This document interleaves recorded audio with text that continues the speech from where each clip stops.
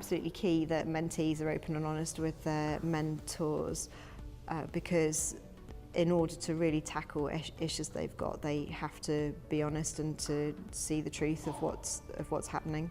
One factor that's most important for successful mentoring relationship would be to use your mentor as a sounding board and use them to bounce your ideas off them and be able to have an honest chat about what you think, what you feel, and what decisions you want to make. I think as a trainee you have to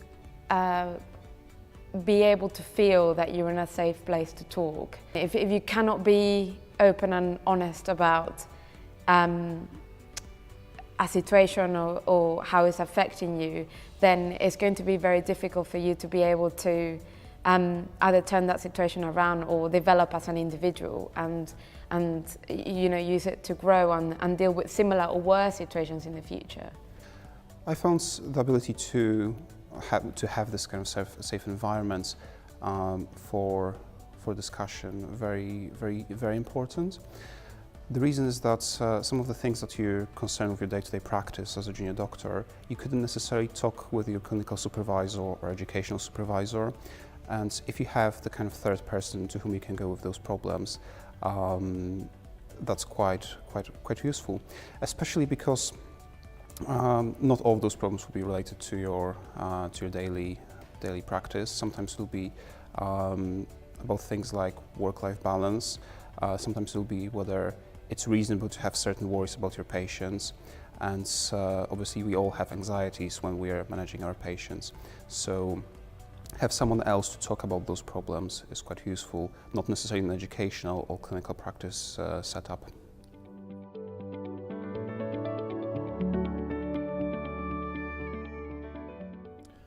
I think it's important for mentees to be proactive in deciding what they want from the relationship, and that's really developed from the shared agenda. That makes a difference, so you choose essentially, and that's from the things that you want to discuss to the times, frequencies, how you want to meet. It's really important for mentees to be engaged in the relationship, and what they need to do is to have an understanding of what mentoring is, so have either been on a mentoring course or have read about it, and then beforehand think about what they're hoping to achieve out of the relationship, and so bring particular problems or challenges to the meetings, and to, if there are issues with that or problems that come up, I would hope that she would feel able to contact me in between, and also to think about what she wants to achieve in the next session that we have. It is essential that mentees are proactive about the whole mentoring scheme, mentoring sessions. The way I approached it, and I would advise to approach it, would be to come with an idea of what you want to talk about for each session.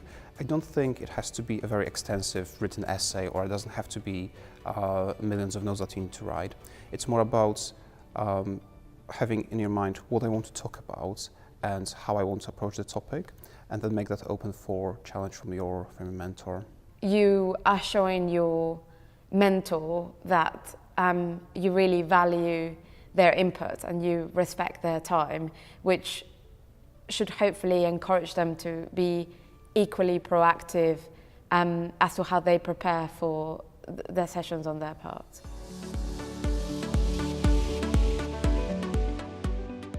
Being forward-thinking in the mentor-mentee relationship, thinking beyond just the current issues and your plans for the future, right through to consultancy and possibly beyond.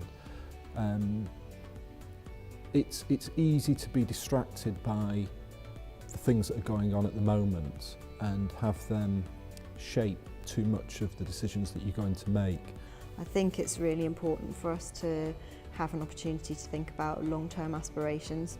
I think it's really easy just to look to the next thing and don't think about what we want to achieve over our whole career and life course. So that's why mentoring is so great, because it is absolutely ideal for thinking about long-term goals.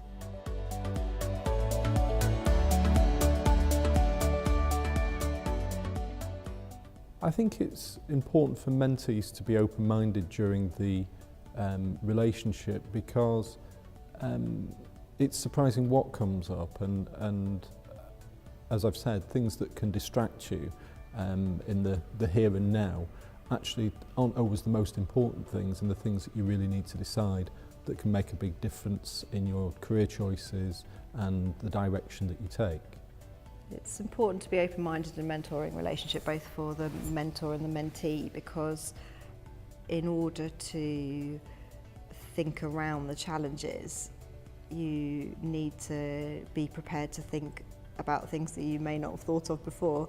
I think that part of the learning in a mentoring relationship is about obviously developing as a person, and the only way to do that is to have your ideas challenged and possibly change your ways of thinking if that's appropriate. I constantly have discussions about the way to approach difficult situations with my mentors, and that for me has been incredibly valuable. I hope that I've helped my mentee think about the long-term picture, in that we have looked at her whole career and her short and long-term plans, and tried to think of goals and actions that will ultimately help her to achieve those things.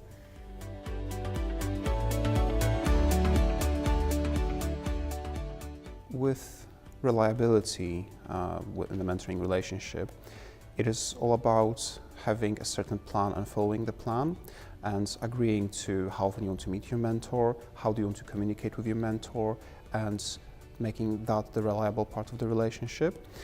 Because if you start deviating from the plan, if you start not responding to your mentor's messages, or if as a mentor you don't interact with your mentee, then that can lead to both parties being disengaged from the relationship. And if you reach that level, that stage, then it's quite difficult to rebuild the mentoring relationship.